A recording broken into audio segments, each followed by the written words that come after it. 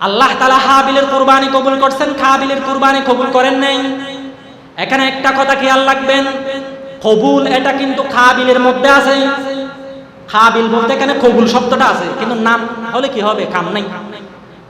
কাবিল মানে কবুল হওয়া, কিন্তু তার কুরবানি কবুল হয় নাই, নামে হবে না, কাজে হতে হবে। হাবিল তার নামের মধ্যে কবুল শব্দ নাই, কিন্তু তার কুরবানি কবুল হয়ে গেছে, কারণ হাবিলের অন্তর ছিল পরিষ্কার। কাবিল এবং হাবিল যখন কুরবানি দিল, তখন কুরবানি কবুল হওয়ার নিদর্শন ছিল। তাফসিরে মাযহারি দ্বিতীয় খণ্ডের মধ্যে এসেছে, আসমান থেকে একটা সাদা আগুন এসে যার কুরবানি কবুল হতো সেটা খেয়ে ফেলতো, আর যার কুরবানি কবুল হতো না সেটা রেখে দিত। আসমান থেকে সাদা একটি আগুন এসে হাবিলের কুরবানি খেয়ে ফেলছে, ছাগলটি খেয়ে ফেলছে, কাবিলের দানাগুলো খাই নাই। বুঝতে আর বাকি রইল না, কাবিলের কুরবানি কবুল হয় নাই, হাবিলের কুরবানি কবুল হয়েছে, এটা বোঝা গেছে। তখন কাবিল হাবিলের কাছে গেল, ক্বালা লা আকতুলান্নাক, আমি তোমাকে হত্যা করে ফেলবো। কাবিল হাবিলকে বলতেছে কি, আমি তোমাকে। হাবিল বলল, কেন আপনি আমাকে হত্যা করবেন কেন? কাবিল বলতেছে, কারণ তোমার কুরবানি কবুল হয়েছে, তুমি আমার সুন্দরী বোনের সাথে বিবাহ করবে, মানুষ তোমাকে ভালো বলবে, তোমাকে আমার চেয়ে সরস বলবে, আমার চেয়ে ভালো বলবে, এটা আমি সহ্য করতে পারবো না। এটাকে বলা হয় হিংসা। এটা জমিনে সর্বপ্রথম কাবিল শুরু করেছে। এখনো যারা গুতাগুতি দেয়, হিংসা বিদ্বেষ করে, তারা এই কাবিলের উত্তর শুরু। কথা বুঝতেছেন? কাবিল বলল, আমি তোমাকে হত্যা করব, তুমি আমার চেয়ে বেশি সুনামে জমিনের মধ্যে বিচরণ করবে, আমি এটা সহ্য করতে পারবো না। তখন হাবিল বলল, ইন্নামা ইয়াতাকাব্বালুল্লাহু মিনাল মুত্তাকিন, নিশ্চয় আল্লাহ রাব্বুল আলামিন যারা তাকওয়াশীল, যারা তাকওয়াবান, তাদের কুরবানিকে কবুল করে। তোমার অন্তরে যেহেতু আল্লাহকে সন্তুষ্ট করার উদ্দেশ্য ছিল না, সেজন্য কবুল হয় নাই। আমি আল্লাহকে সন্তুষ্ট করার জন্য কুরবানি করেছি, এজন্য আল্লাহ কবুল করেছেন। এখানে আমার দোষ কি? তুমিও তো চাইলে, উদ্দেশ্য ভালো করলে তোমার কুরবানি কবুল হতো। এখানে তাকওয়া মানে ইমামে রাজি তাফসীরে কবির 11 নম্বর খণ্ড 176 নম্বর পৃষ্ঠায় উল্লেখ করতেছেন, এখানে তাকওয়া মানে নিয়ত শুদ্ধ হওয়া। কি শুদ্ধ হওয়া? নিয়ত শুদ্ধ হওয়া। এখানে একটা কথা খেয়াল করেন, আমরা অনেকে 7 জন মিলে কুরবানি দিই, এখানে যদি একজনের নিয়ত যদি অশুদ্ধ হয়, তাহলে একজনের কুরবানিও হবে না, সবার কুরবানি ফরজ। কথা বুঝছেন? এজন্য সবার কুরবানি শুদ্ধ, নিয়ত শুদ্ধ হতে হবে কুরবানি সঠিক হওয়ার জন্য। এজন্য আমরা তো এমনি স্বাভাবিকতা আমরা 7 বরাতের 1 বরাত নেই, এটা কিন্তু উত্তম নয়। ইমাম ইবনে কুদামা রাহমাতুল্লাহ আল মুগনি কিতাব উল্লেখ করেছেন, উত্তম হলো আপনি আলাদাভাবে একটা গরু কুরবানি করবেন। গরু কুরবানি করার সামর্থ্য নাই, তাহলে আপনি একটা ছাগল কুরবানি করবেন। 7 বরাতের 1 বরাত নিয়ে আপনি কুরবানি করবেন না, এটাই হবে আপনার জন্য উত্তম। তবে আপনি চাইলে 7 বরাতের 1 বরাতও কুরবানি করতে পারবেন, তবে এর চেয়ে উত্তম হলো আপনি আলাদাভাবে করবেন। আর আপনি যদি 7 বরাতের 1 বরাত করেন, তাহলে আপনি কয়েকটা বিষয় নিশ্চিত করবেন। 1 নম্বর, সবাইকে ডেকে বলবেন তোমরা সবাই নিয়ত শুদ্ধ করো, কারণ একজনের নিয়ত যদি গোশত খাওয়া হয়, একজনের নিয়ত যদি মানুষকে দেখানো হয়, তাহলে কারো কুরবানি শুদ্ধ হবে না। সবার নিয়ত শুদ্ধ হতে হবে, সবার হালাল টাকা হতে হবে, একজনের টাকাও হারাম টাকা হওয়া যাবে না। হারাম টাকা যদি কারো হয়, তাহলে কারো কুরবানি হবে না। কথা বুঝবেন? 7 জন, এখানে একজনের একজন টাকা দিছে, সে হারাম টাকা, একজনের কুরবানিও হবে না 7 জনের মধ্যে। তো বলতে পারেন, হুজুর আমি যার সাথে কুরবানি করতে যাচ্ছি সে ব্যাংকের ম্যানেজার, কি করব? এখন হারাম টাকা, অনেক মানুষের হারাম টাকা, তো আপনি তার সাথে তো কুরবানি করতে হচ্ছে, আপনি কি করবেন? এটার সমাধান হাকিমুল উম্মত মুজাদ্দিদ মিল্লাত আশরাফ আলী থানভী রাহমাতুল্লাহি আলাইহি ইমদাদুল ফতোয়া 3 নম্বর খণ্ডে শিরকত অধ্যায়ে উনি এটার সমাধান দিয়েছেন। কারো যদি হারাম টাকা হয়, তাহলে আপনি তাকে বলবেন, ভাই তোমার হারাম টাকা এখানে মিক্স করবা না, তুমি কারো থেকে হালাল টাকা ধার নিয়ে এখানে তুমি কুরবানির মধ্যে শরীক হও। হালাল টাকা ধার নেওয়ার জন্য আপনি তাকে বলবেন, তাকে বাধ্য করবেন, সে হালাল টাকা দিয়ে যদি আপনাদের 7 জনের মধ্যে একজন যদি কুরবানি করে, পরবর্তীতে যদি হারাম টাকা দিয়ে যদি তা পরিশোধ করে দেয়, তাহলে কারো কুরবানি অশুদ্ধ হবে না, কারো কুরবানি বরবাদ যাবে না। কথা বুঝতেছেন? ধরেন আমরা 7 জন মিলে কুরবানি করতেছি, এখানে একজনের টাকা হারাম, হালাল টাকা তার নাই, তাহলে আপনি তাকে বলবেন তুমি আরেকজন থেকে কর্জ নিয়ে হালাল টাকা দাও, পরবর্তীতে তুমি তোমার এই সুদ ঘুষের টাকা দিয়ে পরবর্তীতে কর্জ পরিশোধ করিও। কিন্তু আপনাদেরকে টাকা দিছে তো হালাল টাকা, আরেকজন থেকে ধার নিয়ে, এজন্য কুরবানি হয়ে যাবে। এর থেকে সহজ আর আছে? কথা বুঝতেছেন? এটা ফতোয়া শামির মধ্যেও এসেছে। এটা আমি 2 সপ্তাহ আগে একটা ফতোয়াও তৈরি করেছি, এটা জায়েজ আছে। কেউ যদি এরকম হারাম টাকা হয়, তাকে আপনি ডেকে বলবেন তুমি হারাম টাকা এখানে মিক্স করিও না, হালাল টাকা দিয়ে তুমি শরীক হও। এটা বুঝাতে চেয়েছিলাম যে কাবিলের কুরবানি কবুল হয় নাই, হাবিলের কুরবানি কবুল হয়েছে নিয়ত শুদ্ধ হওয়ার কারণে। কাবিলের নিয়ত শুদ্ধ ছিল না, এজন্য কুরবানি কবুল হয় নাই।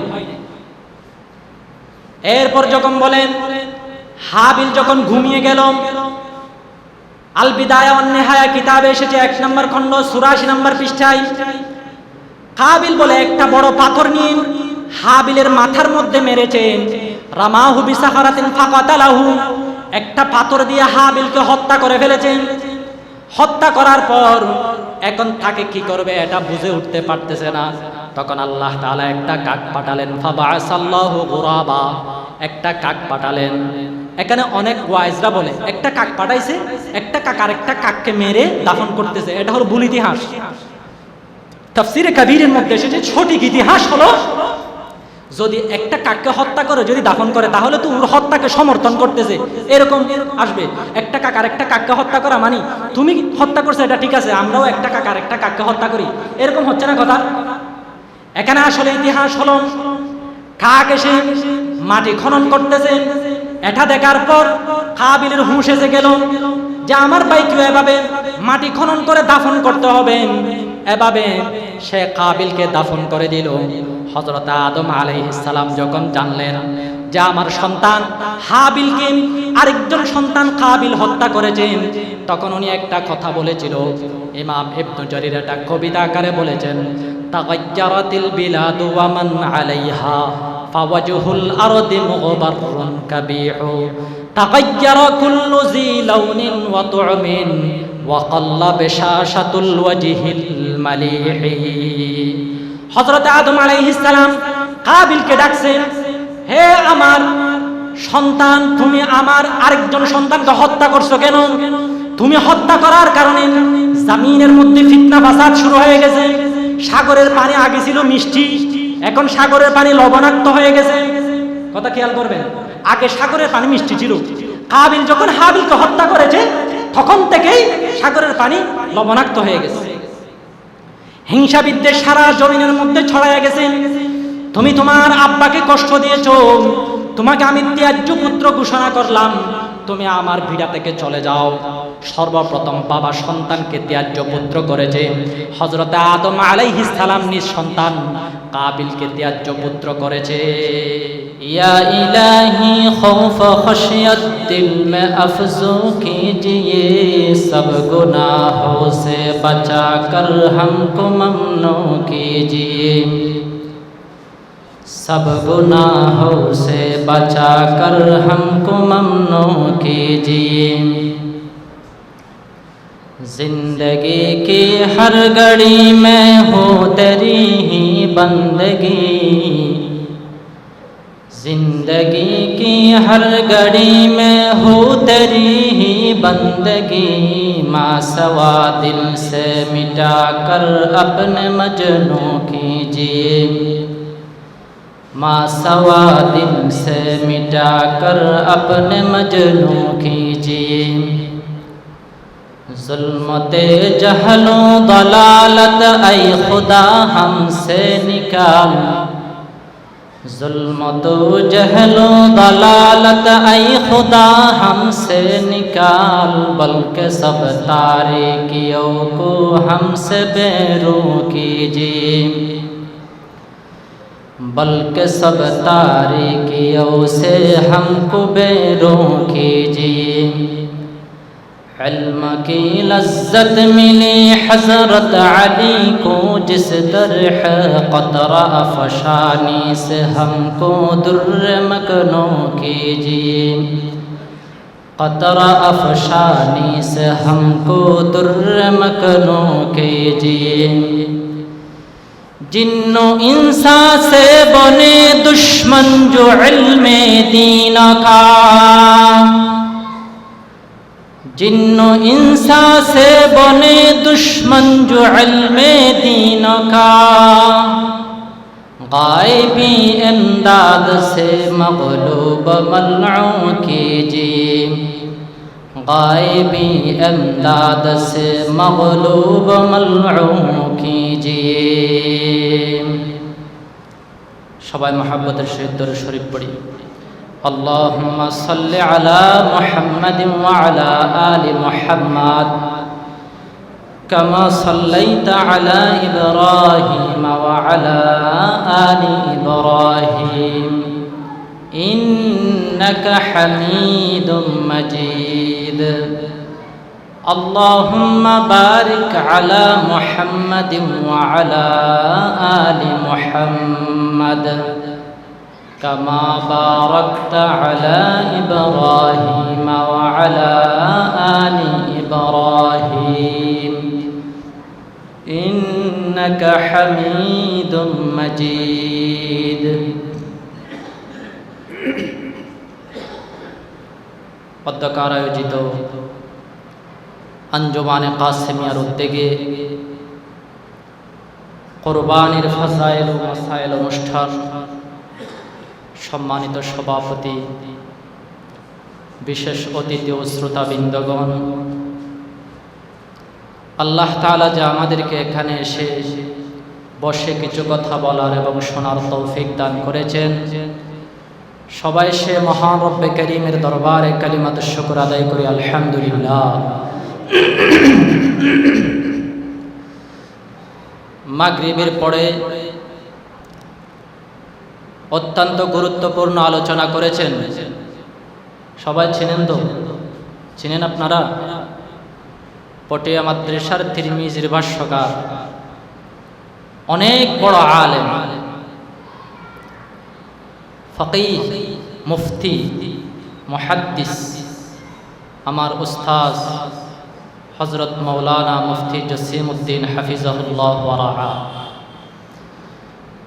এর আগে আলোচনা করেছেন পটিয়া মাদ্রাসার সিনিয়র শিক্ষক মুফতি নাসিরউদ্দিন সাহেব হাফিজাহুল্লাহ ওয়া রাআ, এবং আমার পরে আলোচনা রাখবেন আপনাদের সাতকানিয়ার সূর্য সন্তান, পুরা বাংলাদেশে যার খেয়াদি আছে, খতিবে ইসলাম হযরত মাওলানা আব্দুল্লাহ আল মারুফ বারাকাল্লাহু ফি হায়াতিহি ওয়া ইলমিহি ওয়া আমালিহি ওয়া আইলাতিহি। ছাত্ররা অনেকেই বক্তব্য রেখেছেন কুরবানির ফাজাইল মাসাইল সম্পর্কে। আমার পরেও আপনাদের এই এলাকার সূর্য সন্তান খতিবে ইসলাম মাওলানা আব্দুল্লাহ আল মারুফ হাফিজাহুল্লাহ উনি আলোচনা রাখবেন। মাঝখান দিয়ে আমি আপনাদেরকে কিছু কথা কোরআন হাদিস থেকে বলার চেষ্টা করব। যদি আল্লাহ কবুল করেন, যদি আল্লাহ তাআলা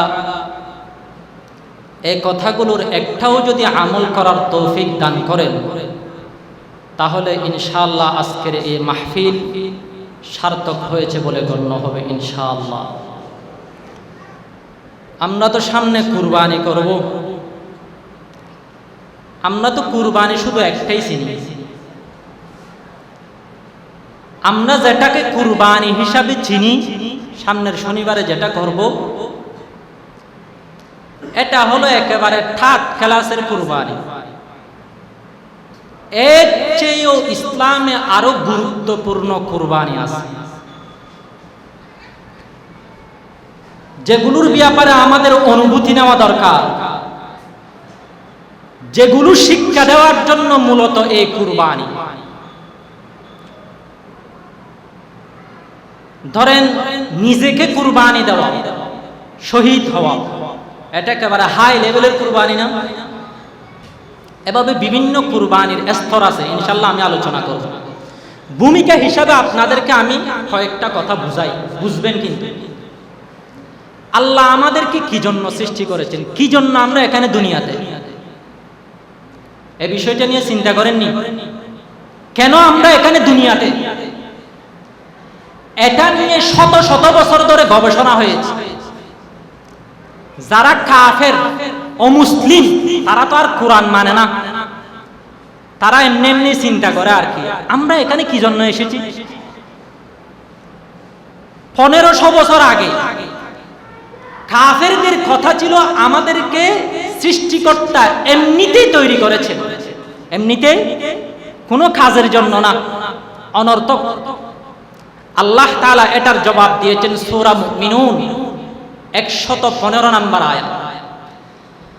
আফাহাসিবতুম আন্নামা খালাকনাকুম আবাসাম ওয়া আন্নাকুম ইলাইনা লা তুরজাউন।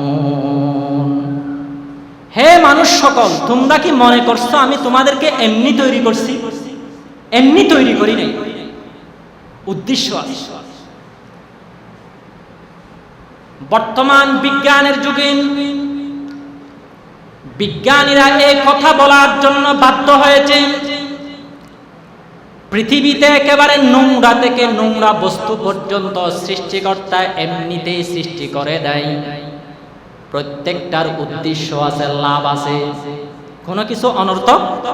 যেমন ধরেন একেবারে নিকৃষ্ট জিনিস পায়খানা, বিজ্ঞানীরা বলতেছে এটা সৃষ্টিকর্তা সৃষ্টি করেছে মুরগি কুকুর ওদের ভিটামিনের জন্য।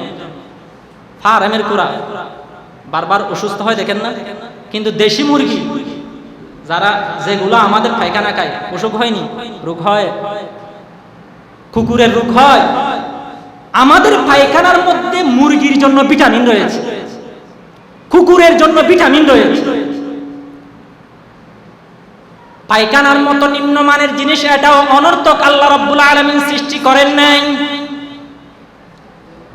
একেবারে নোংরা জিনিস, মহিলাদের মাসিক যে বের হয়, মাসে মাসে রক্ত বের হয় না, মাসিক ঋতুস্রাব, হাইজ। বর্তমান ডাক্তাররা বলতেছেন এই মাসিকের রক্তের মধ্যে হাজার হাজার রোগের শেফা আছে। যেমন একজনকে পাগলা কুকুর কামড়াইছে, পাগলা কুকুর যেখানে কামড়াইছে সেখানে যদি মাসিকের রক্ত দেওয়া হয়, দিতে দেরি আছে। এখানে যে জীবাণু আছে, পাগলা কুকুর কামড়ানোর কারণে যে জীবাণু প্রবেশ করেছে, সাথে সাথে মরে সেই মানুষটা, সুস্থ হয়ে যাবে। জীবাণু মরে যাবে, সে সুস্থ হয়ে যাবে। পাগলা কুকুর কামড়াইলে সেখানে ওষুধ হিসাবে মাসিকের রক্ত, মহিলাদের মাসিকের রক্ত।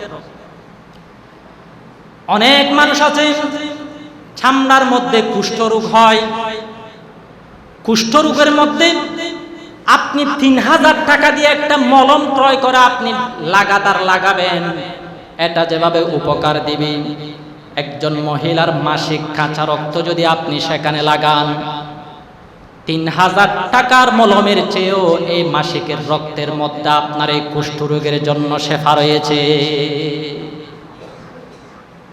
দেখেন, সামান্য মাসিকের রক্ত, আমি এখানে ডাক্তারি শিক্ষা দিচ্ছি না, এমনি উদাহরণ হিসেবে বলতেছি। এভাবে আপনি যেটাই ধরেন না কেন, প্রত্যেকটা জিনিসের মধ্যে রব্বুল আলামিন শেফা রেখেছেন। আমি এখানে চশমা দেওয়ার আগে খুব বেশি ব্যথা করে আমার, মোবাইল থেকে অনেক সময় কিতাব দেখতাম তো সমস্যা হতো আর কি। তো আমি অনেক জায়গায় ঘুরছি, চোখ ব্যথা করে ওষুধ কোথায় পাবো। পরে একজন ডাক্তার বলল আপনার থুতু আপনি এখানে দিবেন, এমনিতে আপনার চোখের ব্যথা চলে যাবে। সুবহানাল্লাহ বলবেন না? দেখেন, থুতুর মধ্যেও শেফা আছে। প্রত্যেকটা জিনিস আল্লাহ কোনো না কোনো কাজের জন্য তৈরি করেছে। যদি আল্লাহ তাআলা পায়খানাকে যদি কোনো না কোনো উপকারের জন্য তৈরি করে থাকেন, মাসিকের রক্তের মতো নোংরা একটা বস্তুকে যদি আল্লাহ তাআলা কোনো না কোনো কাজের জন্য তৈরি করে থাকেন, তাহলে পৃথিবীর শ্রেষ্ঠ জীব মানুষকে কেন আল্লাহ তাআলা অনর্থক সৃষ্টি করবেন? আল্লাহ রাব্বুল আলামিন বলেন, বান্দা ভুল বুঝিও না। যদি আমি পায়খানার মধ্যেও কোনো উপকার রাখতে পারি, মাসিকের রক্তের মধ্যেও যদি আমি কোনো না কোনো উদ্দেশ্য উপকার রাখতে পারি, তাহলে তোমাদের মতো শ্রেষ্ঠ জীব আমি কেনই বা অনর্থক সৃষ্টি করব? আমি তোমাদেরকে অনর্থক সৃষ্টি করি নাই, তোমাদেরকে আমি এক মহৎ উদ্দেশ্যে সৃষ্টি করেছি।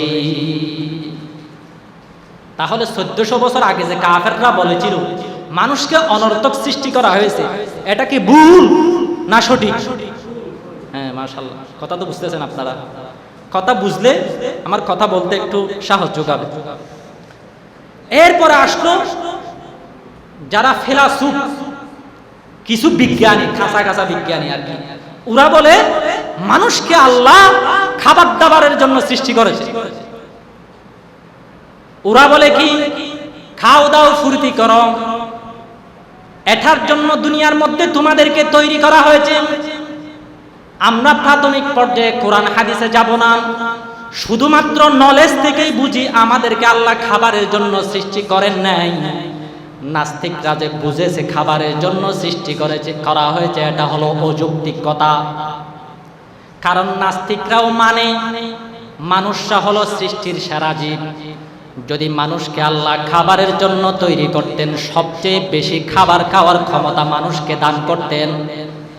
অথচ একজন মানুষ, বর্তমান ডাক্তাররা বলতেছেন প্রতিদিন যদি 1200 গ্রামের চেয়ে যদি একজন মানুষ বেশি খাবার খায়, 1 কেজির চেয়ে 200 গ্রাম বেশি, 1.5 কেজি খাবারও যদি কোনো মানুষ প্রতিদিন খায়, তার শেষ বয়সে ডায়াবেটিস হবে, চর্বি বাড়বে। প্রতিদিন 1200 গ্রামের নিচে খাবে। অথচ আপনি দেখবেন একটা তিমি মাছ প্রতিদিন 600 কেজি করে খাবার খায়। আমরা 2 বছরে যতটুকু খাবার খেতে পারবো, একটা তিমি মাছ একদিনে ততটুকু খাবার খায়। যদি আল্লাহ তাআলা যদি আমাদেরকে খাবারের জন্য তৈরি করতেন, তাহলে অবশ্যই তিমি মাছ যেহেতু 600 কেজি খাচ্ছে, আমরা যেহেতু তিমি মাছের চেয়েও শ্রেষ্ঠ, আমাদেরকে 700 কেজি খাওয়ার মতো আল্লাহ তাআলা আমাদেরকে ক্ষমতা দান করতেন। বুঝা যায় কি, আমরা তো খুব অল্পই খেতে পারি, বেশি তো খেতে পারি না। বুঝা যায় খাবারের জন্য আমাদেরকে তৈরি করা হয়নি। কিছু বিজ্ঞানীরা যে বলল, কিছু নাস্তিকরা যে আমাদেরকে খাবারের জন্য তৈরি করা হয়েছে, খাবার দাবারের জন্য, ফুর্তির জন্য, এটা কি ঠিক না বেঠিক? বেঠিক, মাশাআল্লাহ। কথা বুঝতেছেন তো? এবার আসলো কিছু বর্তমান যারা আছে, তসলিমা নাসরিন তাসরিন যারা আছে, ওরা বলে মানুষকে আল্লাহ সৃষ্টি করেছে দুনিয়ার হায়াত কাটানোর জন্য। দুনিয়ার হায়াত, এটাও একদম অযৌক্তিক কথা। কোরআন হাদিস একটু রাখলাম, এমনি যুক্তি দিয়ে আসি। মানুষ হলো সবচেয়ে শ্রেষ্ঠ, এটা ওরাও নাস্তিকরাও মানে। যদি মানুষকে দুনিয়ার হায়াত কাটানোর জন্য পাঠাতেন, তাহলে মানুষকে বেশি হায়াত দিতেন না? অথচ আপনি দেখবেন আপনার পুকুরে যে কচ্ছপ থাকে, একটা কচ্ছপ 150 বছর থেকে 190 বছর পর্যন্ত হায়াত পায়, কিন্তু আপনি হায়াত পাচ্ছেন 60-70 বছর। একটা হাঙ্গর মাছ প্রায় 500 বছর হায়াত পায়, একটা কুমির প্রায় 200 বছর হায়াত পায়। অথচ এই জন্তুগুলো আমাদের চেয়ে নিম্নমানের জন্তু। যদি সৃষ্টিকর্তা আল্লাহ তাআলা যদি আমাদেরকে দুনিয়ার হায়াতের জন্য যদি তৈরি করতেন, তাহলে আমাদেরকে অবশ্যই হাঙ্গর মাছ, কচ্ছপ, কুমির এগুলোর চেয়েও বেশি হায়াত আমাদেরকে দিতে। যেহেতু আমাদের হায়াত একেবারেই অল্প, 60-70-এর মাঝামাঝি, আমাদের মুরব্বীরা আল্লাহ আরো হায়াত বাড়িয়ে দিক, সবাই বলে আমিন। সবাইকে আল্লাহ তাআলা দীর্ঘ হায়াত বাড়িয়ে দিক, সবাই বলে আমিন। এমনি তো হায়াত আমাদের ছোট। বুঝা যায় দুনিয়ার হায়াতের জন্য আমাদেরকে তৈরি করা হয় নাই। যদি দুনিয়ার হায়াতের জন্য তৈরি করতেন, তাহলে একটা কচ্ছপের চেয়ে হায়াত কম দিতেন না। একটা কচ্ছপ যদি 150 বছর হায়াত পায়, আমি কি কচ্ছপের চেয়ে খারাপ নাকি? আমাকে কেন 7 বছর হায়াত দিবে? তাহলে বোঝা যায় দুনিয়ার হায়াত এটা উদ্দেশ্য নয়, বরং এরপরে একটা পরকাল আছে, এটাই হলো উদ্দেশ্য। আল্লাহ রাব্বুল আলামিন পবিত্র কোরআনে মাজিদ সূরাতুজ জারিয়াত 56 নম্বর আয়াতে বলেন, ওয়ামা খালাকাতুল জিন্না ওয়াল ইনসা ইল্লা লিয়াবুদুন। নিশ্চয় আমি মানুষ এবং জিন জাতিকে তৈরি করেছি আমার ইবাদত করার জন্য, আমার গোলামি করার জন্য, আমার দাসত্ব করার জন্য। গোলামি বুঝেননি? আমরা বলি না একজন আরেকজনের ফিসি ফিসি দূরলে এত গোলামি কেন করতেছে, এরকম বলি না? সেবা যত্ন করা মানে তার আনুগত্য হওয়া, তার কথা মানা, এটাকে বলা হয় গোলামি। গোলামি এটা প্রমাণীয় হওয়ার জন্য কুরবানি দিতে হবে, ত্যাগ স্বীকার করতে হবে। কি স্বীকার করতে হবে? আরবিতে ত্যাগ স্বীকার করাকে বলা হয় কুরবানি। এটা তিন স্তরের আছে।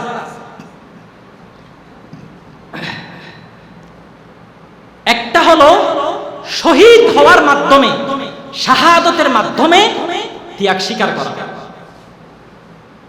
যেমন হযরত উমর ফারুক রাদিয়াল্লাহু তাআলা আনহু যখন হজ করে আসতেছেন, আসার সময় পথের মধ্যে উনি তাঁবু থেকে হাজিদের সবাইকে এখানে থাকতে বললেন। উনি তাঁবু থেকে বের হয়ে গেলেন, আল্লাহকে বলতেছেন, হে আল্লাহ, আমরা তো কিছুক্ষণ আগেই জন্তু জবাই করে আসলাম, আপনি আমাকে এটা তো জন্তু কুরবানি দিলাম, আপনি আমাকে আপনার রাস্তার শাহাদতের জন্য আমি যেন আপনার রাস্তায় জবাই হতে পারি, আমি যেন আপনার রাস্তায় শাহাদত বরণ করতে পারি, এটার জন্য আমাকে কখন কবুল করবে? তখনই আল্লাহ তাআলা হযরতে উমর রাদিয়াল্লাহু তাআলা অন্তরের মধ্যে একটা দোয়া ঢেলে দিলেন, আল্লাহুম্মা রযুকনি শাহাদাতান ফি সাবিলিকা ওয়াজআল মৌতি ফি বালাদি হাবিবিক। আল্লাহ, আমাকে শাহাদাতি মৃত্যু দান করেন এবং আমাকে আপনার হাবিব মুহাম্মদুর রাসূলুল্লাহ সাল্লাল্লাহু আলাইহি ওয়াসাল্লামের শহর মদিনার মধ্যে আমার মৃত্যুটা দান করিয়েন।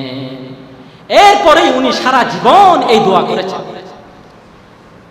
এভাবে সাহাবায়ে কেরাম প্রত্যেকজন শাহাদাতের তামান্না, ইসলামের জন্য নিজের জান দিয়ে দেওয়ার তামান্না তারা আরজু করতেন, যেন তারা নিজেদেরকে আল্লাহর রাস্তার মধ্যে যেন কুরবানি দিতে পারেন, তারা যেন নিজের জীবনকে যেন আল্লাহর রাস্তার মধ্যে উৎসর্গ করতে পারেন।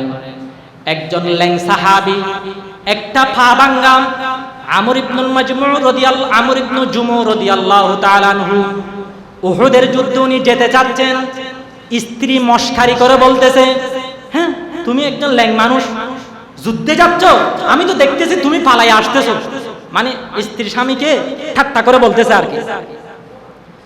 ল্যাং সাহাবী হযরত উমর ইবনুল জুমু রাদিয়াল্লাহু তাআলা আনহু আল্লাহর কাছে দোয়া করলেন, আল্লাহ, আমাকে আপনি যুদ্ধের ময়দানে শহীদ হওয়ার তৌফিক দান করেন এবং আমার এই লাশটা যেন আমার ঘর পর্যন্ত না আসে, আমার লাশটা আপনি যুদ্ধের ময়দানে যেন আমি দাফন হতে পারি, আমাকে সে তৌফিক দান করেন।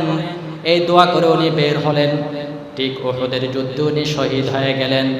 নবী করিম সাল্লাল্লাহু আলাইহি ওয়াসাল্লাম উনার লাশকে উনার ঘরে নিয়ে যাওয়ার জন্য আদেশ করলেন, কিন্তু লাশটা ঘোড়ার উপর তোলার পর সেই ঘোড়াটা বাড়ির দিকে যায় না। তখন নবী করিম সাল্লাল্লাহু আলাইহি ওয়াসাল্লাম তার স্ত্রীকে ডাকলেন, বললেন যে আমার আমর ইবনুল জুমু ল্যাং সাহাবী কি ঘর থেকে বের হওয়ার সময় কিছু বলেছিল নাকি? ঘোড়া যে যাচ্ছে না। তখন সেই স্ত্রী সাহাবী বলল, হ্যাঁ, আমার স্বামী ঘর থেকে বের হওয়ার সময় বলেছিল, আল্লাহ, আপনি আল্লাহর রাস্তায় শহীদ হওয়ার আমাকে তৌফিক দান করেন এবং আমার লাশটাও যেন ঘরের মধ্যে না ফিরি, আমার লাশটাও আপনি আপনার রাস্তার জন্য কবুল করে নেন। নবী করিম সাল্লাল্লাহু আলাইহি ওয়াসাল্লাম বললেন, এই জন্যই তো উনার লাশটা এখানে আনা যাচ্ছে না, ঘোড়া আসতেছে না, এখানেই দাফন করে দিলেন। এভাবে সমস্ত সাহাবায়ে কেরাম তারা কিভাবে আল্লাহর রাস্তায় শহীদ হবে, এভাবে ওনারা সব সময় আশার মধ্যে থাকতেন। বদরের যুদ্ধে ৭৪ জন সাহাবী শহীদ হয়েছেন, উহুদের যুদ্ধে ৭০ জন সাহাবী শহীদ হয়েছেন, খন্দকের যুদ্ধে ৫ জন সাহাবী শহীদ হয়েছেন। এভাবে ওনারা নিজেদের জীবনকে উৎসর্গ করেছেন, নিজেদের জীবনকে কুরবানি দিয়েছেন। এটাই হলো প্রকৃত কুরবানি, এটাই হলো আসলের মধ্যে আল্লাহর জন্য ত্যাগ স্বীকার করা, জন্তু জবাই করা। এটাই হলো আসল কুরবানি, নিজের জান ইসলামের জন্য বিলীন করে দেওয়া। যদি কখনো ইসলামের উপর আক্রমণ আসে, ইসলামের জন্য যদি ত্যাগ স্বীকার করতে হয়, তাহলে আমরা নিজেদের জান দিয়ে শাহাদত বরণ করার মাধ্যমে হলেও আমরা ইসলামকে আঁকড়ে ধরব, মুসলমানদের ঐতিহ্যকে আঁকড়ে ধরব। এটাই হতে হবে প্রত্যেকজন মুসলমানের কামনা, প্রত্যেকজন মুসলমানের আরজু। বলতে পারেন হুজুর শহীদ হওয়া এটা তো নাম শুনলেও অনেক মানে ভয় ভয় লাগে না? আমার তো ভয় লাগে, আপনাদের লাগে কি? শহীদ হওয়া এটা ভয় লাগে না? শাইখুল হাদিস জাকারিয়া রাহমাতুল্লাহ বলতেছেন 70টি এমন আমল আছে যেগুলো করলে শহীদ না হইও শহীদের মর্যাদা পাওয়া যায়। সুবহানাল্লাহ। কয়টি আমল? 70টি আমল। আমি শুধুমাত্র 5টি আমলের কথা বলতেছি, বিরক্ত হচ্ছেন না তো? 1 নাম্বার, قال رسول الله صلى الله عليه وسلم من داوم على قراءة ياسين كل ليلة ثم مات شهيدا।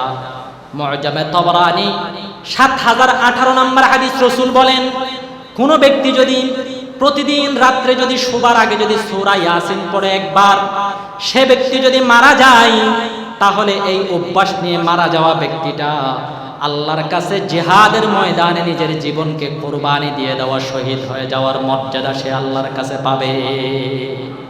সুবহানাল্লাহ। 1 নম্বর আমল বললাম কি?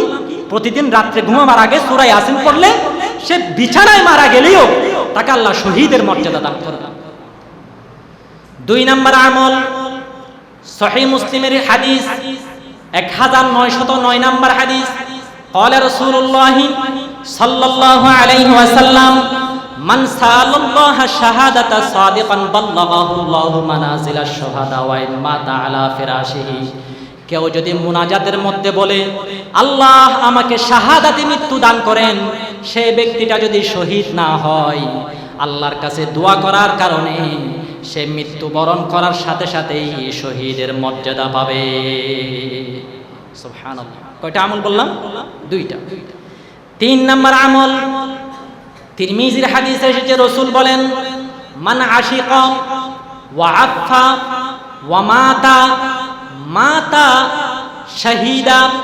যে ব্যক্তি কোনো মেয়ের ভালোবাসায় পড়ছে, এখন ছেলেরা স্কুল কলেজে পড়ে না, তো এখানে কোনো একজন মেয়ে দেখছে ভালোবাসায় পড়ে গেছে, বেশি ভালো লাগতেছে আর কি, তো কিন্তু তাকে মুখ খুলে বলে না, গুনাহ হবে বই।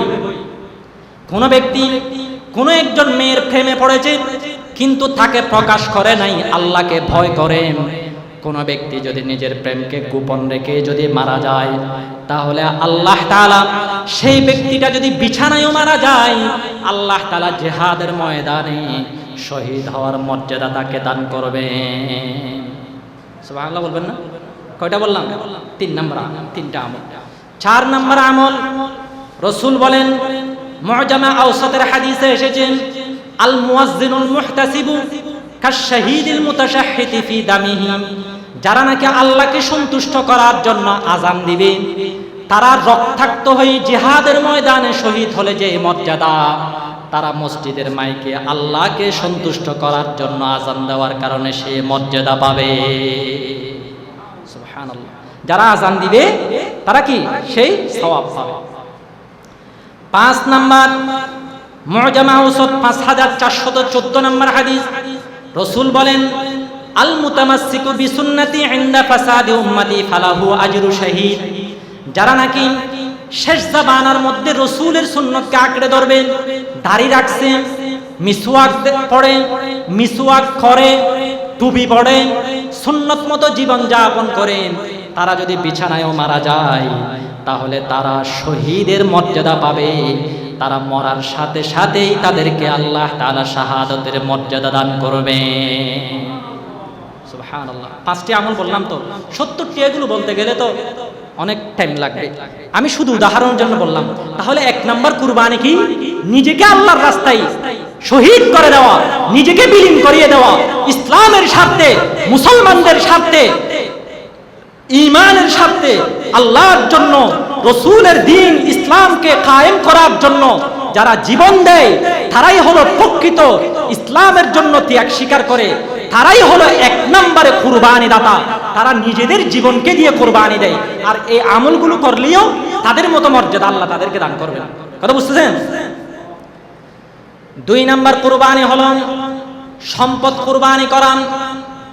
আমরা যে শনিবার, আগামী শনিবারে কুরবানি করব, এটা হলো সম্পদ কুরবানি করা।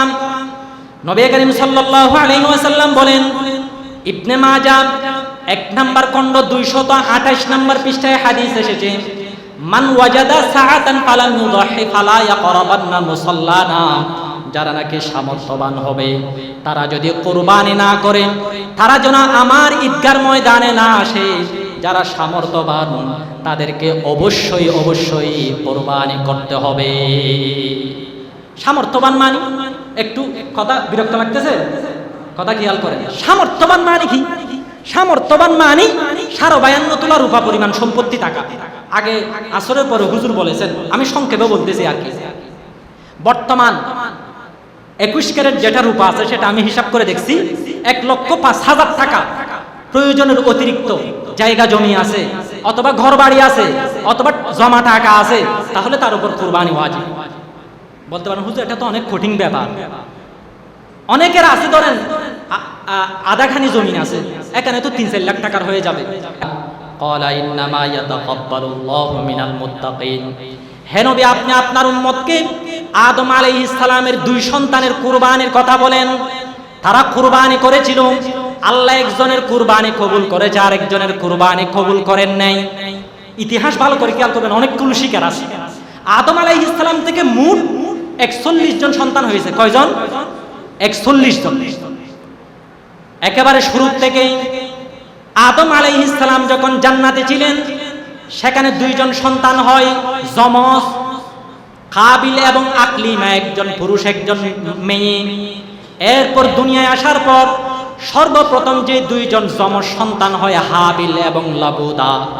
তাহলে জান্নাতে 2 জন, এরপর দুনিয়াতে এসে যখন আর 2 জন হলো, আল্লাহ তাআলা হযরত আদম আলাইহিস সালামকে আদেশ করলেন জান্নাতে যে মহিলাটা হয়েছে সেটার সাথে দুনিয়ার মধ্যে যে পুরুষটা হয়েছে তার সাথে বিবাহ দিয়ে দেন।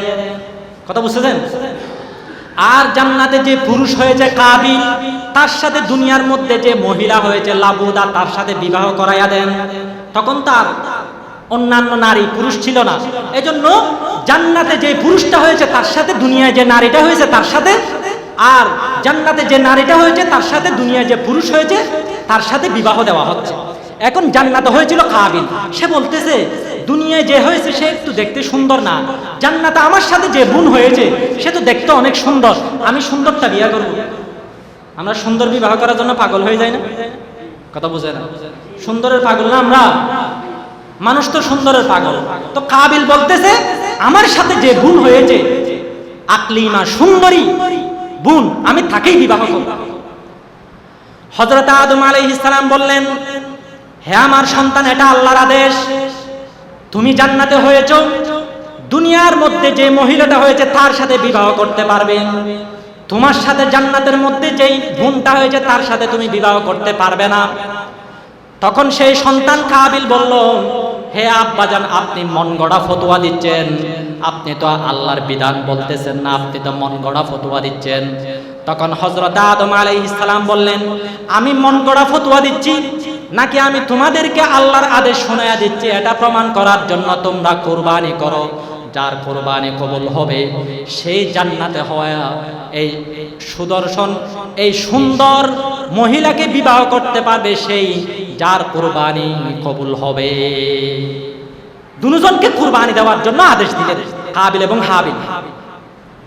কাবিল ও ক্ষেত খামার করত, আর হাবিল সে ছাগল লালন পালন করত।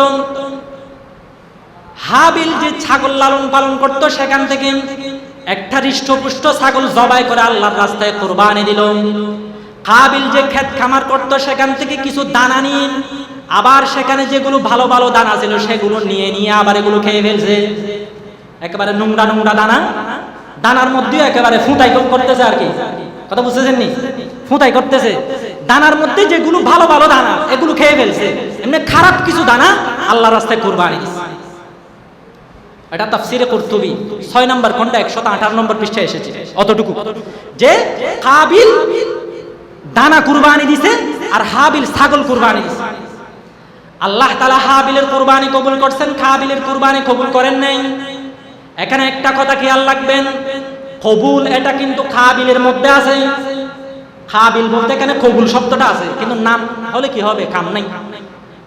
কাবিল মানে কবুল হওয়া, কিন্তু তার কুরবানি কবুল হয় নাই, নামে হবে না, কাজে হতে হবে। হাবিল তার নামের মধ্যে কবুল শব্দ নাই, কিন্তু তার কুরবানি কবুল হয়ে গেছে, কারণ হাবিলের অন্তর ছিল পরিষ্কার। কাবিল এবং হাবিল যখন কুরবানি দিল, তখন কুরবানি কবুল হওয়ার নিদর্শন ছিল। তাফসিরে মাযহারি দ্বিতীয় খণ্ডের মধ্যে এসেছে, আসমান থেকে একটা সাদা আগুন এসে যার কুরবানি কবুল হতো সেটা খেয়ে ফেলতো, আর যার কুরবানি কবুল হতো না সেটা রেখে দিত।